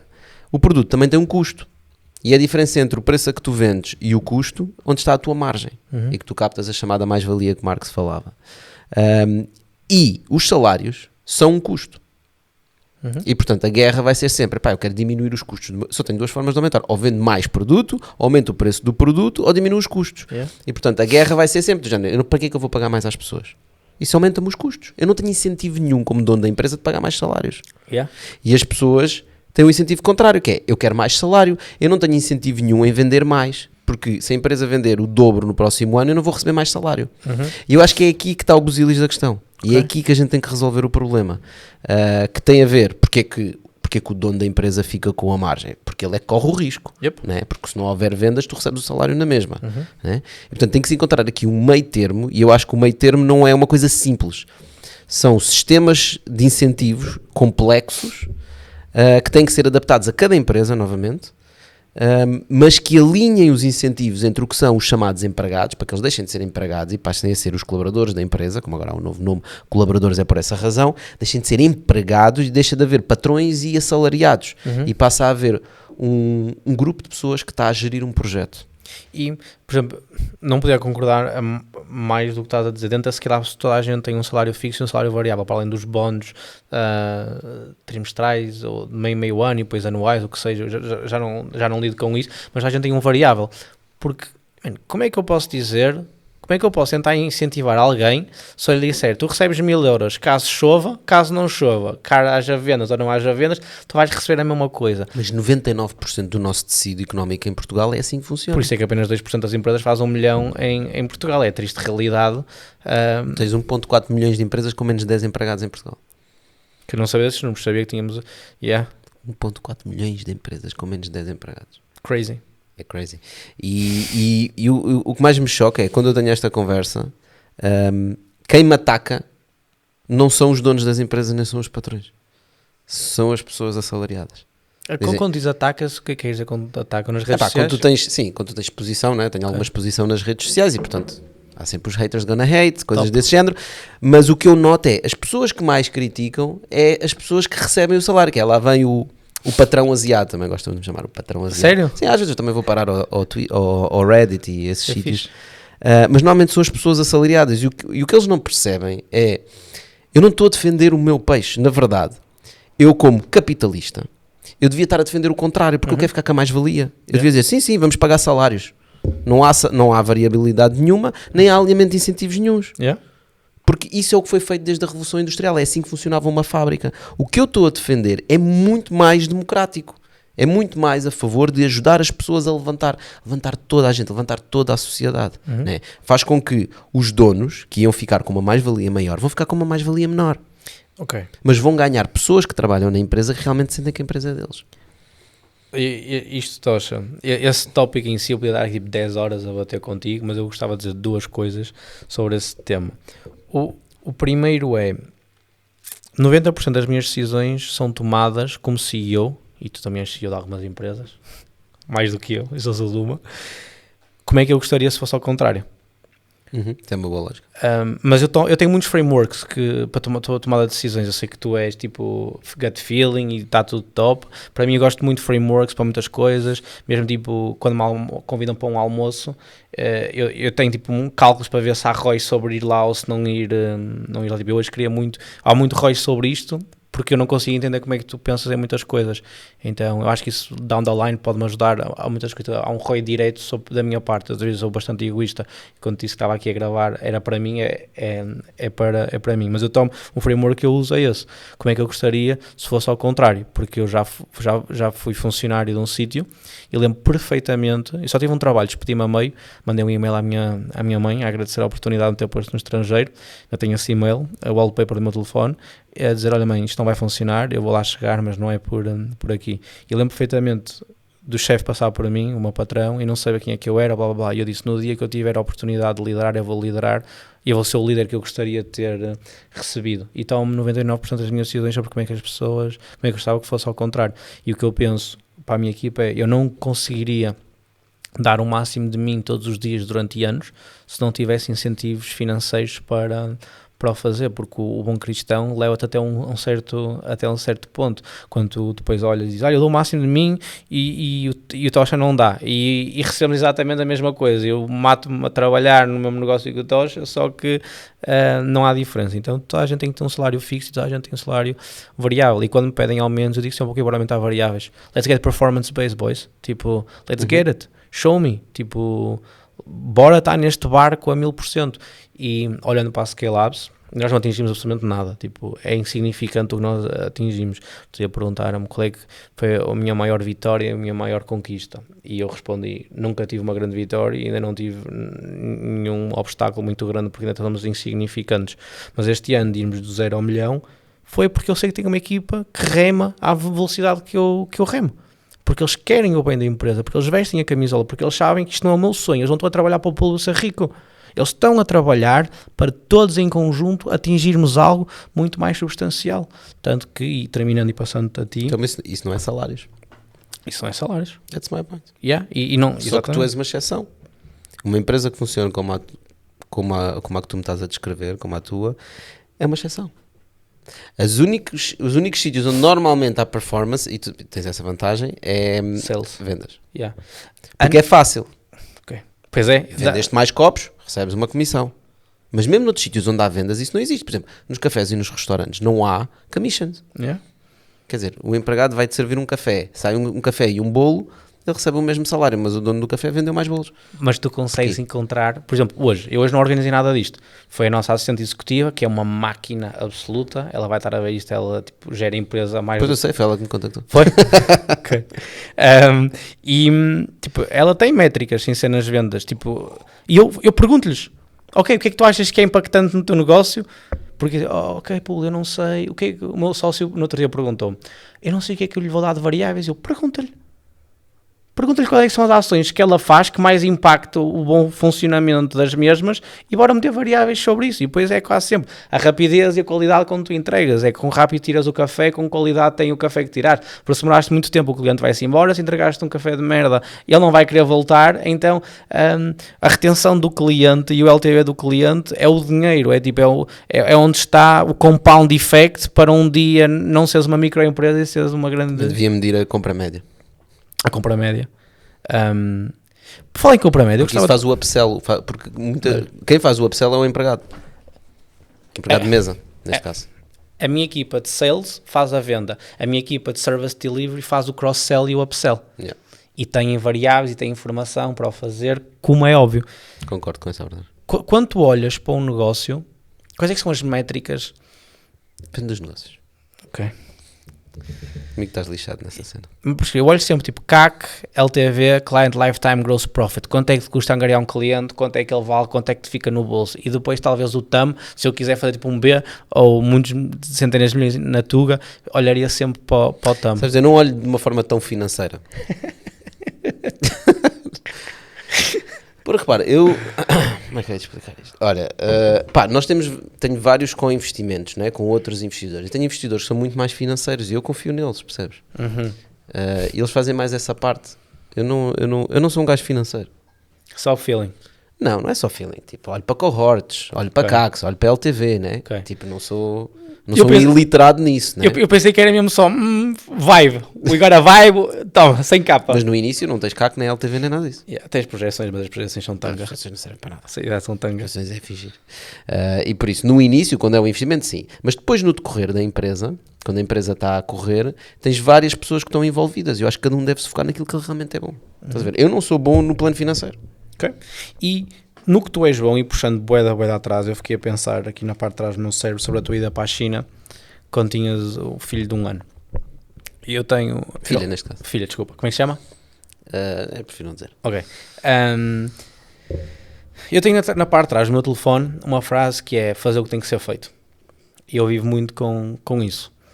Puxando a uma escala um bocado parecida com a tua, houve uma altura na minha vida em que tinha tipo 2 negócios e por alguma razão saí desses 2 negócios, deixei de estar presente neles e foi tipo, quase que não vi um propósito porque levantar-me todos os dias.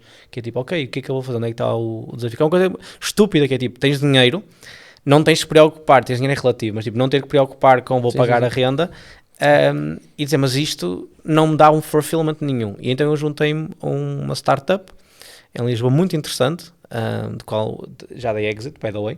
Eu estou fully on Scale-Ups, não há absolutamente mais nada, sou o oposto disso, tipo, only one road to success. E o que eu fiz foi, eu virei-me para a minha namorada, para a Catarina, depois vi para Lisboa e disse assim, olha, eu vou vir para Lisboa. Ela assim, quando? Eu, amanhã. E é fazer o que tem que ser feito, é tipo, conseguir pôr os sentimentos de lado, e eu estava aqui no Porto, fui a Lisboa um fim de semana, encontrei uma empresa, pedi uma reunião, disse assim, ok, isto é top, eu consigo fazer aqui bué de coisas. Boys, tipo, contem, vou viver para aí, que se lixe, we sort out details later, let's get it. Startup, vibes, full on. Eu acho que isso faz sentido numa fase inicial da vida. Depois chegas a outra fase da tua vida em que já não olhas para coisa assim. Eu já não olho para coisa assim. Ok. Mas naquela fase... Naquela fase era importante, sim. Era vital para a empresa. E a pergunta que eu te faço é, qual é que é o nível de fazer fazer o que tem que ser feito que tu fazes hoje em dia? Por exemplo, a questão é fazer o que tem que ser feito para quê? Para o quê? Qual é que é o goal? Ok. Qual é o goal? Para mim, eu tipo, é que o fim é nós vamos morrer. Eu penso nisso todos os dias, não sei se tu pensas nisso. Exatamente por isso que eu estou a falar. Okay. Mas pensas nisso? Não penso todos os dias, tipo, também não sou um gajo mórbido, mas não sei se tu pensas todos os dias, mas isso é grave. Não, é top. Não devias pensar todos os dias. Mas eu não penso em ficar deprimido. O que eu penso, e outro framework que eu uso, eu ainda hoje fiz um story sobre isto, que é, eu sei que daqui a 30 anos vou olhar e vou dizer, eu dou todo o meu dinheiro e toda a minha saúde, dava tudo o que tiver para poder estar aqui hoje outra vez. Sim. E então... Ou seja, aproveitares o momento em que tu estás. Yeah. Ok, estamos a falar disso. Eu penso nisso, mas não penso especificamente na morte, não é? Okay. Penso no que é que estás a fazer. Para que é que estás a fazer isso? Queres construir uma empresa de um B para quê? Okay. Qual é o ponto? Qual é o objetivo, não é? Yeah. E portanto, numa fase inicial, quando tu tens que, na tua pirâmide de Maslow, tens que bater as partes básicas, não é? Faz-se o extra mile. Quando já atingiste um determinado, eu não para isso, é quase um runway infinito, não é? Já não tens burn rate. Estás em break-even na tua vida. Já não procuras, já não precisas disso e portanto tu começas a focar-te naquilo que é as coisas que te dão gosto de fazer, coisas que tu te sentes bem de estar a fazer, simplesmente porque tu gostas de ver os resultados, de ver as reações das pessoas, de pensar numa coisa diferente e vê-la acontecer. É só por isso que eu faço as coisas. Qual é que é, porque eu tenho o meu muito claro, eu gostava de saber tipo, qual é que é o teu end goal? O meu end goal? Sim. Eu não tenho end goal. Então o que é que dá mais joy hoje em dia? A mim dá-me joy ver projetos a crescerem e impactarem as pessoas, melhorar a vida das pessoas, ajudar fundadores que têm sonhos a resolver um problema qualquer na sociedade e fazer isso acontecer, falar com as pessoas e ter uma vida, estar com a família, beber um copo de vinho, fazer o que eu quiser, literalmente o que eu quiser, sem me preocupar demasiado com um plano demasiado rígido. E não achas que isso vem e agora... Não achas que isso vem em etapas? Por exemplo, eu hoje... É por isso que eu estou a dizer. Isto é uma fase a seguir Quer dizer, isto é fácil de dizer para um gajo que não está a pensar em pagar a renda no final do mês, não é? Por isso é que eu estou a dizer, tu tens uma pirâmide, não é? De coisas que tu tens que garantir e só depois de tu poderes garantir essas coisas é que podes ter este discurso. Agora, como é que se garante essas coisas? Aí está o grind, aí está o hustle, Rigidez. aí está se calhar fazer o que tem que ser feito. Se calhar é nessa fase que eu vou viver para a China porque tem que ser. Yeah. Não é? Mas hoje já não. Hoje já não tenho esse objetivo, não preciso. Eu não preciso de uma empresa de um B. Eu quero uma empresa de um B. Só isso só vai dar chatices. O dinheiro dá trabalho. Quando se faz muito dinheiro, depois dá trabalho gerir aquele dinheiro todo. O que eu penso e a razão pela que eu quero o B é um starting point para ir fazer outras coisas com a minha equipa muito mais interessantes. Então porque não vais fazer já? Hã? Vai fazer já. Ainda não consigo chegar ao B. Ainda não consigo. Não precisas do B, faz já as outras coisas que queres fazer. Mas eu acho que vai ser só a mesma coisa, só que depois passar para tipo para 2 e depois para 10. Para quê? Para que é este dinheiro? Não tem nada a ver com o dinheiro, Tocha. Tipo, tem zero a ver com o dinheiro. Tu não me conheces. Ok, então é o goal de conseguires atingir isso. Yeah. Ok, isso é a mesma lógica de eu vou correr uma maratona. Yeah. Ok, e quero fazer a maratona. Ok, compreendo isso. É só Concordo. por causa disso. Aliás, eu vivo way below my means. Mas tens de perceber, quando as pessoas dizem isso, normalmente dizem que é que precisam de fazer dinheiro. Okay? Normalmente essa frase está associada a não, porquê que estás a fazer isto? Eu agora estou a fazer copos com AI porque a AI está na berra e eu vou construir uma startup e depois vou vender isto por 100 milhões e depois vou fazer o que eu realmente gosto. E o que é que tu gostas? Eu gosto é de naves espaciais. Então vai trabalhar para a SpaceX agora. Yeah. Esquece os copos. Got you. No meu caso, por exemplo, eu durante muito tempo o meu salário foi o mesmo do que a pessoa que recebesse menos gente da minha empresa. Nós somos 20 e poucas pessoas. Porque money is a number in the screen. E é tipo, eu fazia o que fazia sem me pagarem absolutamente nada. O desafio de acordar. Eu só tenho duas ao contrário de ti, eu só tenho tipo, 2 realms que realmente me preocupam, que é o meu realm profissional e o meu realm pessoal. Não tenho tipo hobbies. Entre as duas eu tipo, I got it solved. Resolve tipo 99.9% Ok, eu só tenho uma. Ok? Que é a tua vida pessoal. Não que é a vida. Está bem, mas dentro da vida tu tens várias gavetas onde alocas o teu tempo e a tua dedicação. E os meus 2 realms é a minha vida pessoal e a minha vida profissional. E a minha vida Tens a tua saúde, tens a tua alimentação, tens várias gavetas, né? Se fores fazendo o drill down, vais conseguindo ter muitas coisas pequenas. Eu não gosto de separar a vida profissional da vida daquilo que tu estás a chamar vida pessoal. Se eu não consigo conciliar a minha vida de família com um projeto profissional, então eu ou não devia ter o projeto profissional ou não devia ter família. Conciliar. Conciliar é uma palavra muito bonita. Como é que tu Conciliar é uma palavra horrível. Ok. Se não consegues as duas coisas funcionarem, né? Se tu tens que manter um balanço, tens que estar constantemente em conflito de um e do outro, então não funciona. Como é que tu mantens o teu? Mantenho com as pessoas que estão à minha volta, com a minha mulher e com a minha família, que percebem exatamente o que é que nós estamos a fazer. Toda a minha família, nós trabalhamos no grupo Alicipay. Isto é uma empresa familiar. Família. Tenho mais um irmão e uma irmã. E todas as pessoas que estão, os maridos e mulheres dos meus irmãos da minha irmã, também estão envolvidos nos projetos. Eu tenho que entender isso. Eu nunca traria ninguém da minha família ou perto de mim. Como assim? Trago com a minha mãe, trago com o meu pai. Não trabalhas nada. Mas sim. Então, o José Serra no Bitoca é o meu pai. Certo, mas eu não sabia qual é que era o envolvimento que... O envolvimento é total. Não é envolvimento, é comprometimento. Conhece a história do porco e da galinha numa omelete de ovos com bacon? Não. Qual é a diferença entre o porco e uma galinha numa omelete de ovos com bacon? É que a galinha está envolvida, mas o porco está comprometido, porque o porco mete lá o bacon. Okay. Nós somos porcos. Comprometidos. Completamente. Os 2. Todos. Não consigo entender. Se calhar daquilo. Porque trazer a família... Qual é o mal? Porque tu estás a separar os 2 mundos. Não, os meus 2 mundos vivem muito bem, mas eu não preciso que a minha família venha trabalhar no meu negócio para viver. Tipo, eu tenho uma excelente... coexistem muito bem. Tipo, eu não quero a minha mãe no meu negócio. Por que não? Porque estás a separar. É isso que eu estou a dizer. Estás a separar o teu mundo familiar do teu mundo profissional. Okay. Nós já não investimos, nós já tomamos decisões em investir numa empresa e deixámos de investir na empresa porque a um almoço no sábado estávamos todos a falar e a minha mãe disse uma frase que fez toda a gente pensar. Na segunda-feira eu comuniquei à Fonda que nós não íamos investir. E ainda bem que ela disse aquela frase, que eu não estava mesmo a ver a cena, não estávamos, nenhum de nós estava a ver a cena. O que é que não estavas a ver nesse caso? Ela perguntou: tu queres mesmo resolver esse problema no mundo? Nós queremos mesmo estar envolvidos nisso. Nós paramos assim. Não. Tu fazes esse framework quando fores, por exemplo, para a questão dos insetos? Sim. Segurança alimentar, claramente. Uma coisa que quero estar envolvido. Por exemplo, colchões ortopédicos para animais de estimação, nunca me metia nisso de certeza absoluta. Porque eu tenho muitos animais, atenção, porque eu vim numa quinta. Mas, pá, resolver os problemas dos animais de estimação não é uma prioridade. Não é no sentido que eu não acho que seja um problema que é importante resolver. Atenção, pano. Mais hate. É só porque, pá, tenho várias coisas para fazer, tenho que escolher as minhas prioridades e essa não é uma prioridade. Quais é que são os problemas que te mais gostam de resolver atualmente? O maior problema que eu quero resolver é a criação de riqueza para as pessoas. Esse é o meu maior problema. E como é que estás a fazer? Com todos os projetos que eu faço, vão quase todos nessa direção. O ecossistema de empresas. Todas, sim, para além das empresas em que nós investimos, repara, mesmo para tu conseguires construir estas coisas, depois, às vezes, há empresas instrumentais, há coisas instrumentais que tu tens que fazer. Né?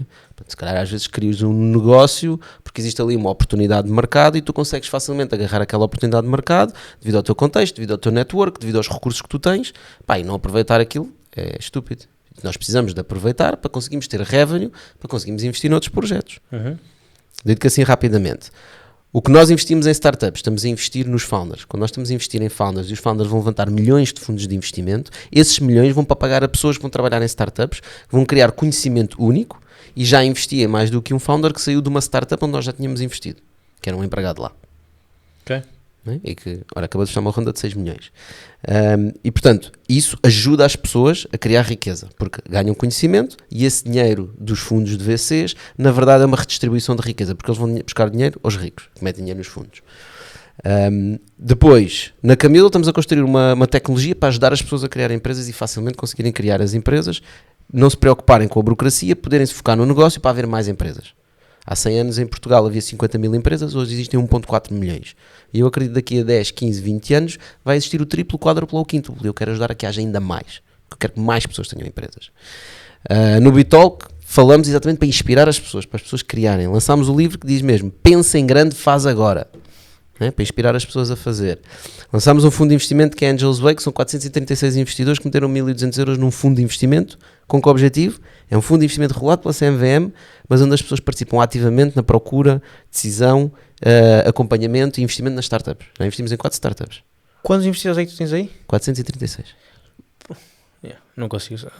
Desses 436 tens pessoas que são founders, tens pessoas que são business angels, pessoas que trabalham em VCs, pessoas que trabalham em corporates, tens gajos que trabalham na polícia, são médicos, professores, tudo. Então 436 pessoas estão a aprender o que é investir em empresas, o que é investir em startups. E nós tomamos as decisões em comunidade. Funciona já numa DAO do Web3, mas é um fundo regulado pela CMVM, temos uma plataforma onde as pessoas votam e já investimos em 4 empresas. Mas como é que o polícia vai te dar insights sobre o CAC, o LTV e o Market Penetration? Porque não é só isso que tu estás a avaliar, especialmente quando estás a investir em pré-seed. Nós tivemos um caso engraçado, foi das primeiras empresas que avaliámos, que era na área de epilepsia, se não me engano. Eu não me lembro. Exatamente, epilepsia, e estávamos a discutir sobre se aquele produto se adaptava, etc, etc. E às tantas aparece um dos angels, já não me recordo quem é que era, e disse, pois olha, a minha mulher tem este problema. E nós já experimentámos várias coisas, e esta é a nossa, esta é a minha experiência com os produtos que existem no mercado, tal. E portanto, se aquela pessoa não existisse ali, nenhum de nós, que estávamos ali a discutir aquilo, tinham aquele conhecimento, que aquele gajo tinha. Amanhã aparece uma empresa diferente, e vai haver 1 ou 2 ou 3 angels que têm uma experiência diferente, e vão agregar à discussão. Depois vai aparecer um gajo e dizer, eu já trabalhei numa startup que fez isso, eu já trabalhei numa empresa que fez isso, eu já trabalhei nessa área, eu já fiz isto, eu já fiz aquilo. Portanto, o que nós estamos a tentar trazer o conhecimento de todos para tomar as melhores decisões em conjunto. Nós estamos a investir em pré-seed. Nós não estamos a avaliar CACs, LTVs, etc. Nós estamos a investir em pessoas. Estamos a investir nas oportunidades, nas ideias, nos negócios. E estamos a ajudar, porque é que eu fui buscar isto? Estamos a ajudar as pessoas a criarem valor para si próprias, ou seja, a serem melhores a investir, a serem melhores a criar empresas, a serem melhores a perceber as dinâmicas de mercado, vão perceber como é que funcionam VCs, mas também percebem melhor como é que funcionam empresas. É conhecimento. E não era mais eficiente aí? Ou qual é que foi a linha de pensamento em, por exemplo, não pôr o minimal requirement tipo 10 mil para ir buscar pessoas que já tivessem outro tipo de know-how e outro tipo de poder financeiro? Porque os 10 mil euros de ticket de investimento não ia buscar os founders que eu queria. Os founders que estão focados a criar as startups deles, despenderem 1.200 euros já é um grande ask. É? Sim, porque eles estão focados no negócio deles, não querem tirar o dinheiro do negócio. Ok. Podias-me fazer o pitch? Ou eu Da não, Angels Way. ou não sou qualificado? Já fechou o fundo, mas estamos a recolher pessoas para quem quiser entrar na waiting list porque queremos continuar a fazer a cena. Ok. E seria qualificado para investir? Não, Eu? qualquer pessoa pode. Sim, qualquer pessoa pode investir. Qualquer pessoa. Qualquer pessoa. Founder. Qualquer pessoa com chave móvel digital. Eu meti os meus 1.200 euros só para perceber como é que isso funciona. É giro. Eu percebi, mas eu meti lá o meu dinheiro só para ver como é que é o Houve ecossistema. algumas pessoas que investiram por isso também. Eu fosse uma delas. E depois para acreditar, claro, em ti. Mas estás a ver, em 10 anos, 1.200 euros são 10 euros por mês. sim, eu estou sold. É um SaaS de 10 euros por mês para tu estar exposto a 20 startups na fase de pré-seed. Depois nós temos uma cena que é, não há conflitos de interesse. Portanto, qualquer pessoa que esteja na comunidade e há alguns que são investidores em startups, podem também investir nas startups, diretamente. Por exemplo, uma das startups que nós investimos na Angels Way foi investida pela Holisip Way, na mesma ronda de investimento. E quem é que toma as decisões? Ok, Na Angels Way? Sim. 436 pessoas. É a maioria ganha. Sim, E qual é- nós temos um processo que demora um mês, que tem tem chamadas, tem votações, tem discussões, mas se quiseres simplificar, sim, é mais ou menos a maioria. Na verdade tem que ser 60% a favor. É louco. Yeah. Havia duas teorias. Uma, Tocha, vocês não vão investir em nada, porque vocês nunca vão conseguir chegar a um consenso. Ok. Teoria número 1. Teoria número 2, Tocha, em 2 meses vocês vão gastar o dinheiro todo porque vão investir em tudo. Ok. Passaram 5 meses, fizemos 4 investimentos. Onde é que, para fazer o quê? Em que é que meteram? Para comprar... Então, posso dizer as empresas, investimos na Grantor AI, investimos na Magical, na Dojo AI e na Purmi. Ok. Essa Purmi, eles estão aqui no Porto. Eu vi fechado na minha casa ok, sem investimos 50 mil móveis. euros em cada uma, em co-investimento com outros investidores que entraram nas rondas respectivas. E agora vamos criar uma equipa de Angels que vai ajudar a suportar as empresas, perceber quais são as dificuldades que as empresas têm e depois vai ser responsável por trazer esses desafios para a comunidade dos 436 e para nós identificarmos oportunidades para podermos ajudar as empresas a crescer. Nós queremos que elas cresçam e que tenham exits. Mas não consiga retornar os 1.2 milhões de euros que levantamos. Levantámos 1.2 milhões de euros com estes 436 pessoas. Sabes que eu acho muito fascinante. Acho que essa é a segunda pessoa que eu digo isto. Muitas vezes quando estou com novas pessoas, que é raro, estar com pessoas fora do meu ecossistema. Puderam, não tens móveis em casa, nem podes convidar ninguém lá para casa. Mas, não, eu convido, mas convidamos. Mas eu não gosto, porque ao contrário de ti, e já vou à parte do fascinante, ao contrário de ti, eu gosto muito de provas. Se eu vou perguntar a alguém o que é que ele acha que eu devo fazer no meu negócio, a minha primeira pergunta vai ser que provas é que tu tens, o que é que tu já fizeste que eu queira fazer, o que é que já atingiste que eu queira atingir, porque senão respeito a opinião de toda a gente, mas não quer dizer que eu queira ouvir. Então, Ok. Sim, eu não sou assim. eu gosto bem de ouvir. Exatamente. E as pessoas que estão fora do meu ecossistema, normalmente quando levam um choque, quando me conhecem, olham para mim e dizem, tu és louco. E eu estou a olhar para ti e acho que é a primeira vez que estou a ter o mesmo sentimento de que quando estas pessoas falam comigo eu consigo sentir que eles acham que eu sou maluco e eu olho para ti dessa maneira. Sim, claramente sou louco, não tenho dúvidas nisso. Faz parte. Ok. E o que é que achas, e o que é que te faz funcionar dentro dessa loucura?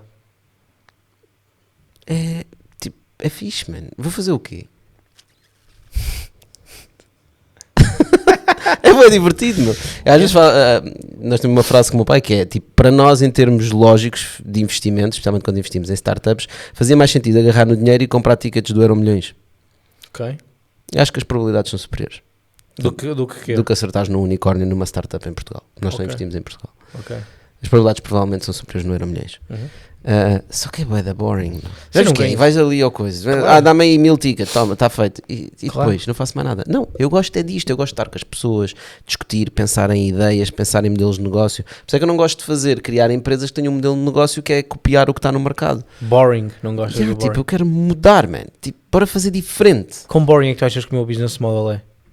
Consultoria de vendas. Uh, Máximo. o que é que não acho que seja máximo boring. Mas se me perguntasses, queres montar essa empresa agora? Não, eu não montava. Independentemente do CAC, LTV, TAM. Sim, independentemente disso, nesta fase da minha vida. Ok. Se fosse como uma oportunidade de negócio numa fase inicial em que é preciso criar este ecossistema, eu acho que é um bom negócio. Aliás, em algumas das empresas que nós investimos, não é bem isso, mas tem coisas semelhantes. Investimos ou criamos? E a última questão, tenho a certeza que devemos estar aí a correr o tempo, não faço mesmo a mínima ideia. Quando é que tu achas que faz sentido um founder pensar num exit? Num exit? Yeah. Nunca. Nunca. Um founder, nunca, ok. Esta resposta se calhar não está correta, deixa-me dizer de outra forma. Ok. Se tu vais criar uma startup e estás a pensar no exit, não devias criar a startup. Porque se tu estás a criar uma startup para fazer o exit, significa que o teu driver é ganhar dinheiro. Se o teu driver é ganhar dinheiro, não crias uma startup. Há muitas formas muito mais interessantes de ganhar dinheiro sem ser criar uma startup. Por exemplo, eu acho que o negócio que tu tens não é uma startup. Uhum. Eu acho que é um negócio. Portanto, é muito mais inteligente focar as tuas energias num negócio como o teu do que criar uma startup se o objetivo é ganhar dinheiro. Mas largas vezes superior a probabilidade de tu conseguires fazer. Portanto, qualquer pessoa que está a criar uma startup a pensar no exit, pá, está errado. Não o devia fazer. E por acaso ainda há pouco tempo vi o Naval a falar exatamente sobre esse tema, que é, pá, um dos traits que ele tem visto dos fundadores que ele investiu, e ele já falhou muito também já acertou em alguns, é sempre essa cena do género: this is my life, tipo, não há mais nada que eu quero fazer. É a típica frase do Mark Zuckerberg, deves conhecer, quando lhe fizeram a proposta de compra do Facebook, que era uma pipa de massa, não sei quanto é que era, não sei quantos milhões, e ele disse... Era um B. Pronto, é um B. E o que é que eu vou fazer com esse dinheiro? E acho que é o Peter Thiel que diz, então podes ir criar outra rede social. E ele tipo, mas eu já gosto da rede social que eu tenho. Tipo. Yeah. A lógica é essa. Sabes que esse framework, quando nós fomos contactados early stages para ver se estávamos interessados, nós nunca desenvolvemos a conversa, mas foi fixe, porque foi tipo, ok, existe alguém a bater à porta a perguntar se nós queremos ter conversas de vender a empresa.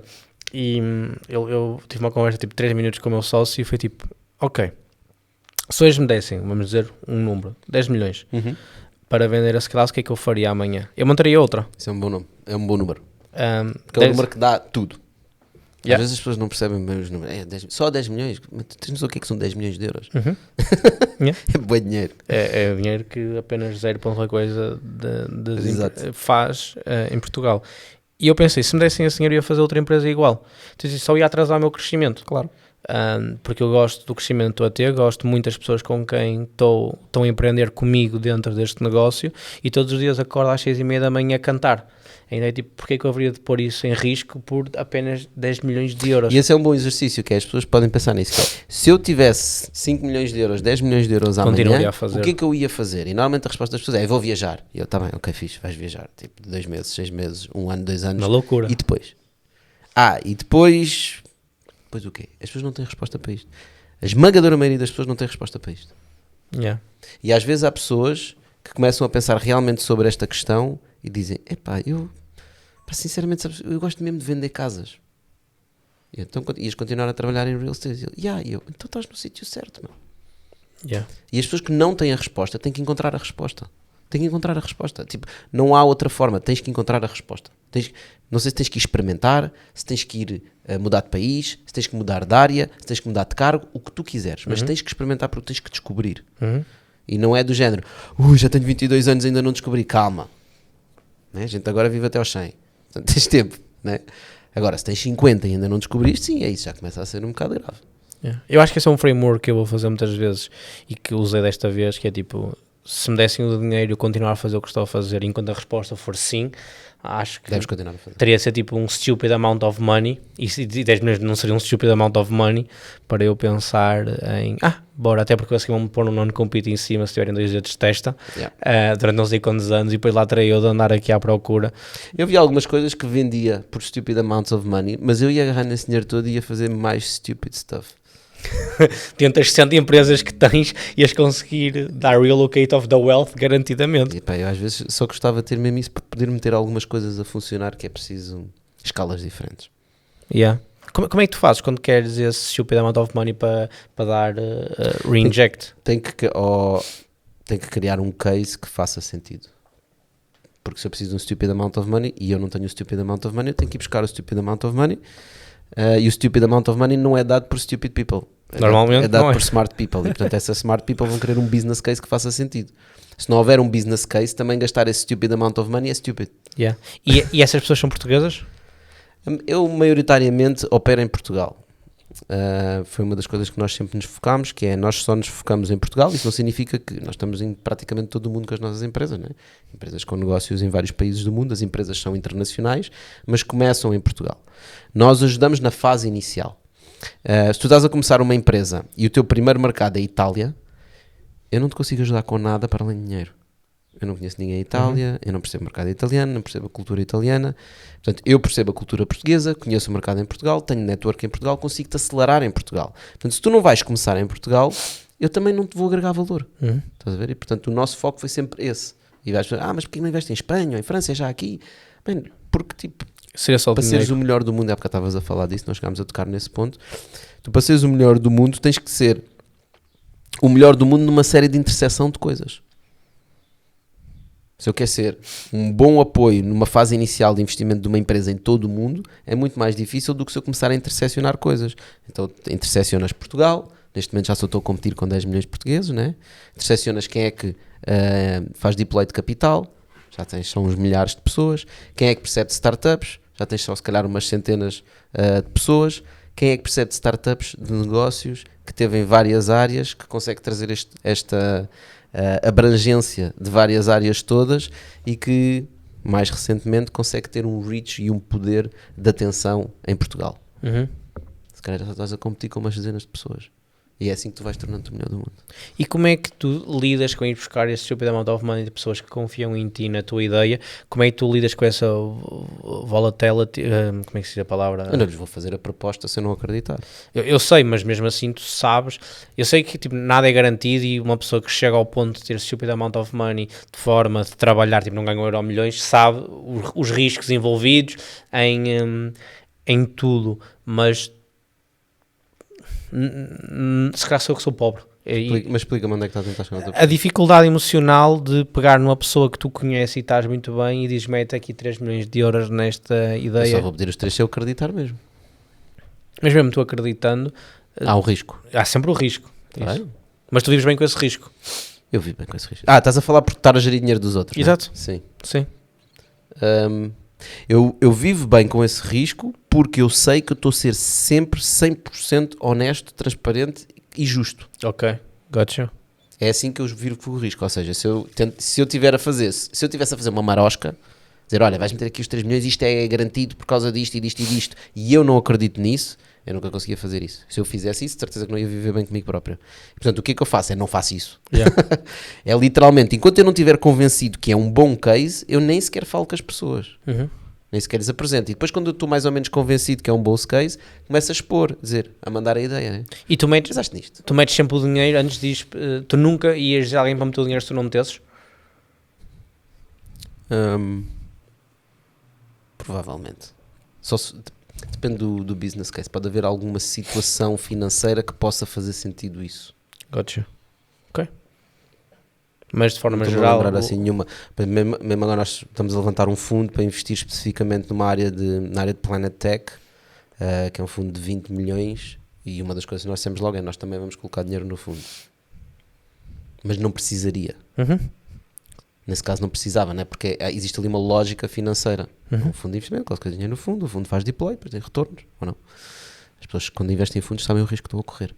Mas sim, acho que é essencial tu put your money where your mouth is, né? Sempre. Yeah. Para terminarmos, esta é a minha última questão para ti, que é... Eu sinto que não proteges muito o teu tempo. O meu? Sim. Tipo, eu sinto que let's get it, bora conversar, trocar ideias, beber um café. Então, também não vai ser com toda a gente, mas tu próprio sabes que vais falar com muita gente. Tu não proteges o teu tempo. Nunca sentiste que isso tem diminishing returns sobre a alocação do teu tempo a certo ponto, tipo, falar com tanta gente sobre tudo, ou tu achas sempre que é add-on? Deixa eu ver como é que eu digo isto. A pergunta fez sentido? Mais ou menos. Ok. Se fosse assim como tu estás a dizer, eu não fazia mais nada sem ser beber cafés. A palavra que eu mais digo é não. Boa. Okay. Olha, consenso em alguma coisa. Não, porque repara, não dá tempo, percebes? Quando as pessoas estão a dizer, Tocha, posso-te apresentar a minha ideia, posso telefonar, por exemplo.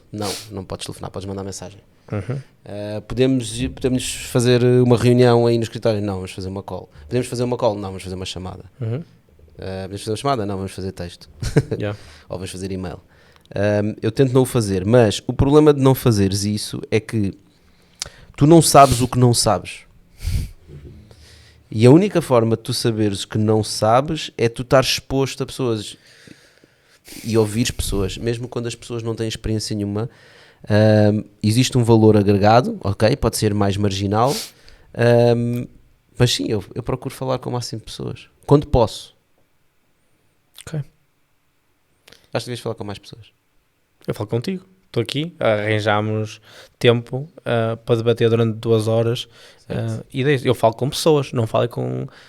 Eu digo-me que não, tipo 10 vezes antes de dizer que sim a alguma coisa. Fazes bem. É a minha proteção, tipo, é a minha proteção no meu tempo. Até porque às vezes... Mas não deves... O que eu quero dizer com isto é, não deve ser só transacional. Não, mas não acho que isso mas seja... quando tu falaste em ROI, parece só transacional. Mas o ROI é aprender, tipo, não é ROI financeiro, é ROI know-how, tipo, olha, vais-me ensinar, este gajo sabe sobre plantas e eu gosto de plantas, vou ter ROI em falar com ele. Sim, eu acho que aí nesse caso é diferente, que é, eu não falo com toda a gente, não é porque eu não gostava de falar com toda a gente, é só porque eu não tenho tempo para falar com toda a gente. Pronto. Assim é que é. E tu não é bem isso. Pois não. Não, até porque eu tenho uma dificuldade. Sabes que eu tive aulas para ser mais polido na maneira como falo, porque eu percebo que... Direto. Sim. Yeah. E às vezes as pessoas interpretam... Eu sou muito polido e mesmo assim as pessoas interpretam mal. Tocha, posso-te ligar? Epá, não, manda por mensagem. Então não digo eu. Tá bem, mano, então não digas, mas o que é que és que eu faço? Vais-me ligar. Eu sou igual, mas... E às vezes é difícil essa parte, é difícil, mas eu acho que faz...